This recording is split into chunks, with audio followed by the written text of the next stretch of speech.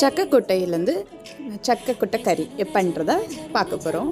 சக்கைக்கொட்டைனா சக்கைப்பழம் சாப்பிட்டதுக்கப்புறம் அது கிடைக்கிற சக்கைக்கொட்டையை க்ளீன் பண்ணி வேக வச்சு எடுத்து வடிச்சுக்கிட்டேன்.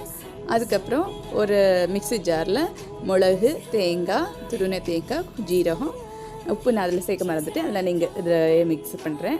கொஞ்சம் மஞ்சளும் போட்டு அரைச்சி எடுத்துக்கோங்க. அப்புறம் ஒரு ஃப்ரைங் பேனில் ஏதாவது ஒரு குக்கிங் ஆயிலை